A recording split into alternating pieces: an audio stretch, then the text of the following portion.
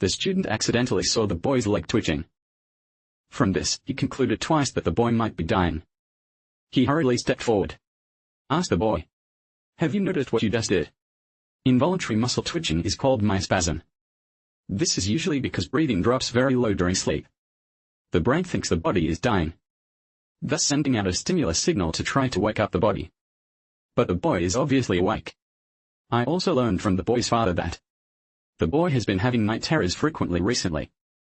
Muscle spasms plus night terrors. This led House to determine that the boy's condition was not simple.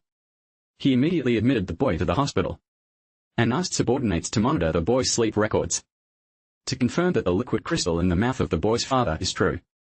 But that night, House alone came to the ward with surgical instruments. He first tied the boy to the hospital bed. Then, under the boy's horrified eyes, put surgical marks on his toes. Finally picked up the surgical forceps, cruelly twisting off the boy's toes. The boy screamed in pain. Fortunately, this is just a boy's nightmare. The data displayed by the bedside electroencephalogram monitor. It also proves that it is indeed LCD. Doctors then performed a CT scan on the boy. A series of examinations such as MRI. But when they watched the scan, no abnormality was found. But House saw the problem right away. He noticed that the imaging, the limbs in front of the head are slightly curved. This should be caused by blockage and pressure, resulting symptoms. But colleagues thought it was House making a fuss out of a molehill. The boy might just be doing the MRI. Moved a bit, but quick to question. A slap in the face comes faster. Found after inspection. Boy's brain not only has blockage, and there are many more. Doctors immediately performed dredging surgery. I didn't expect that after the operation, new problems arise again. After surgery, tests on the boy's cerebrospinal fluid revealed curvature of brain and limbs. It is not the cause of the disease in boys, but the symptoms of the disease. Moreover, immunoglobulin G increased in the spinal cord cavity of boys, combined with previous symptoms. It means he has multiple sclerosis. Unfortunately, this disease, there is currently no complete cure. Even if treated as early as possible, the boy can only live a few more years. After learning the bad news, the family is devastated. But the story is far from over. That night the boy disappeared. Security checked all the tapes and couldn't find him.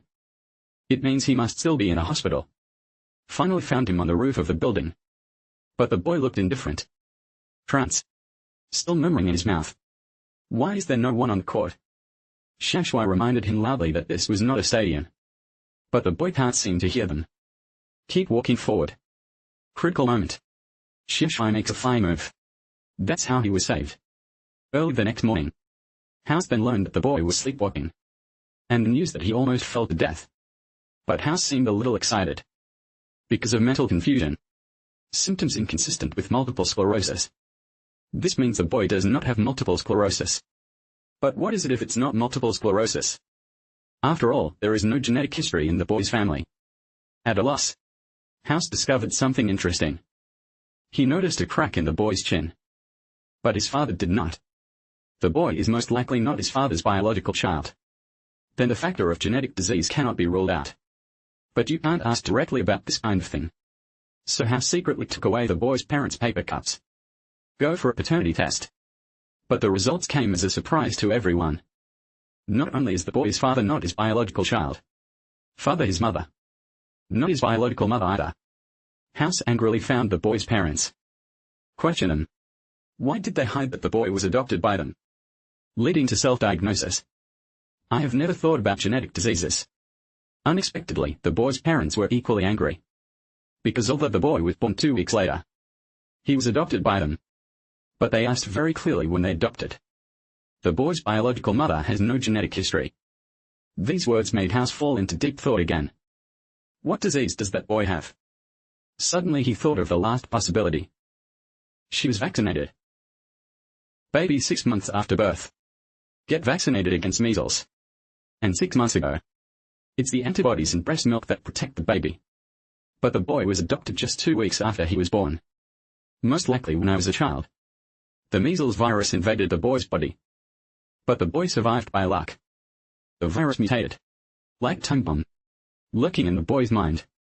Sure enough, puncture through the pupil. Retinal section sampling for testing. finally identified the culprit of everything. It's this mutated virus. Immediately, the boy underwent surgery. By delivering antiviral substances to the left hemisphere of the brain to kill viruses. The operation was very successful. The boy's body is gradually returning to health. As for the matter of being adopted, the boy also said it didn't matter. Because he is just like his parents. Love each other deeply too. Can be on the other side of the hospital. But there is another set of parents. Want to kill his own son.